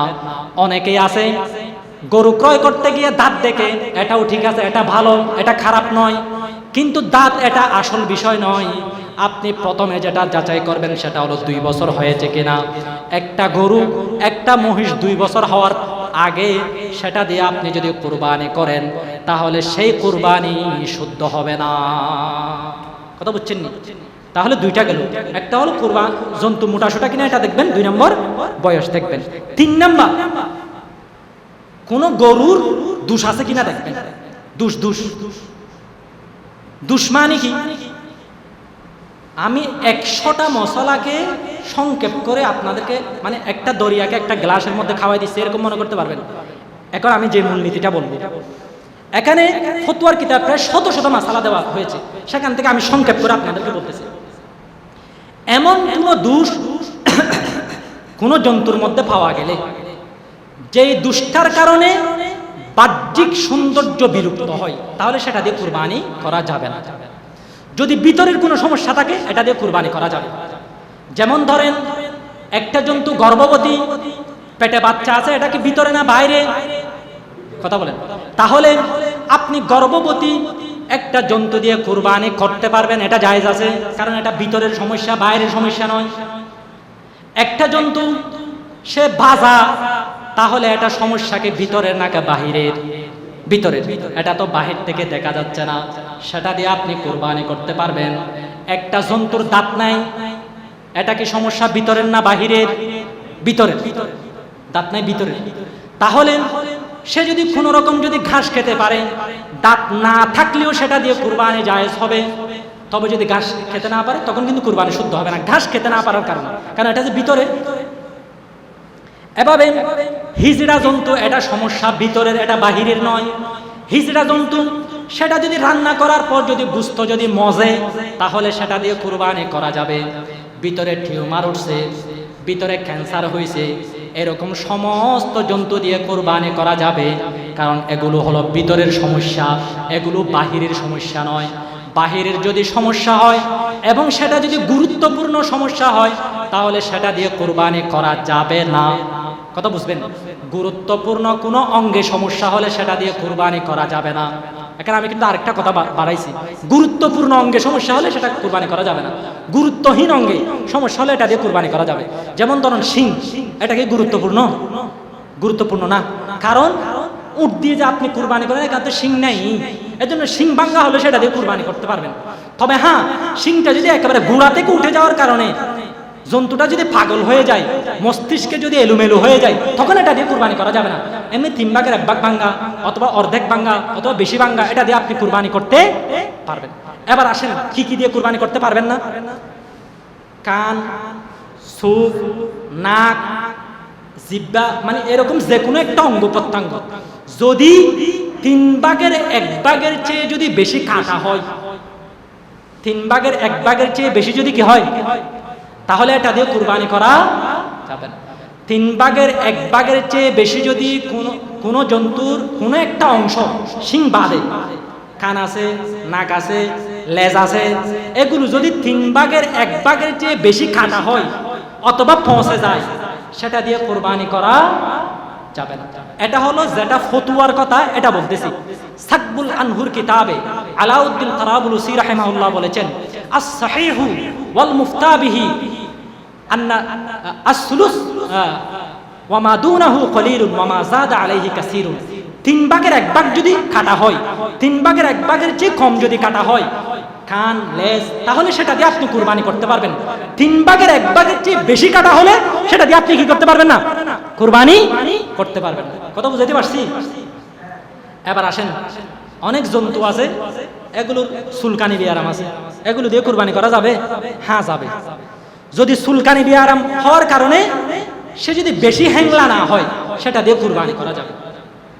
রাসূল বলেছেন, আরবাউন লা তাজুজু ফি দাহায়া আল মারিজাতু আল বাইয়িনু মারদুহা আল আরজা আল বাইয়িনু জিলউহা ওয়াল কাবীরাতু আল্লাতী লা তানকি। রাসূল বলেন, কিছু জন্তু দিয়ে কুরবানি করা যাবে না। বেশি রোগা পাতলা জন্তু, হাঁটতে পারে না, এরকম রোগা পাতলা দুর্বল জন্তু, এটা দিয়ে কুরবানি করতে পারবেন না। বেশি অসুস্থ জন্তু, যেটা আপনি যেই জায়গায় কুরবানি করবেন সেটা পর্যন্ত হাঁটতে পারে না, এটা দিয়ে কুরবানি করা যাবে না। পঙ্গু জন্তু, সেটা দিয়ে কুরবানি করা যাবে না। তবে যদি পা যদি ভাঙ্গা হয়, কোনো রকম যদি হাঁটতে পারে, সেটা দিয়ে কিন্তু কুরবানি করা যাবে। 4টা পা আছে না, এখানে একটা ভেঙে গেছে আর 3টা দিয়েও চলতে পারে, এটা দিয়ে কি করা যাবে? কুরবানি করা যাবে। তাহলে 3টার কথা করো। গরু ক্রয় করার সময় 6টা জিনিস এর প্রতি খেয়াল রাখবেন বলছিলাম। একটা বললাম গরু হৃষ্টপুষ্ট কিনা দেখবেন, জন্তু আর কি, গরু হোক ছাগল হোক।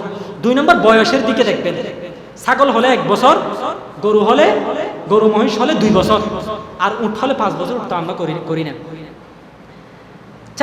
3 নম্বর বললাম বাহ্যিক কোনো ত্রুটি না থাকতে হবে কুরবানি করার জন্য। 4 নম্বর কুরবানি করার জন্য যে বিষয়টা দেখবেন সেটা হলো একটু সুন্দর কিনা, একটু কি কিনা। আবু দাউদের হাদিস এসেছেন, এটা 2796 নম্বর হাদিস। নবী করিম সাল্লাল্লাহু আলাইহি ওয়াসাল্লাম সুন্দর জন্তু দিয়ে কুরবানি করতেন। ইয়ানজুরু ফি সাওয়াদিন ওয়া ইয়াকুলু ফি সাওয়াদিন ওয়া ইয়ামশি ফি সাওয়াদিন, যে এমন জন্তু দিয়ে কুরবানি করতেন যেটা দেখতো কালোতে, বসতো কালোতে, হাঁটতো কালোতে। হাঁটতো কালোতে মানে পা কালো, বসতে কালো মানে পেটের নিচেটা কালো, এভাবে দেখতে কালো মানে অর্থাৎ চোখটা কালো, এরকম মানে একটু সুন্দর লাগে, সাদা কালো এরকম মিক্স, মানে একটু সুন্দর দেখেই কি জন্তু ক্রয় করতে কুরবানি করার জন্য।